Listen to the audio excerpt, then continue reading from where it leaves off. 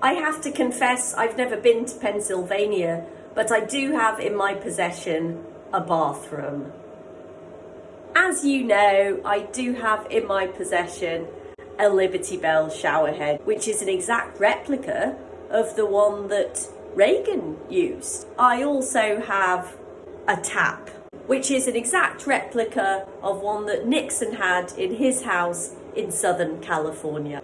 I also have in my possession a toilet roll, which is an exact replica of the kind that George W. Bush would use when he was president. So I have these shipped from America in honor of my American friends.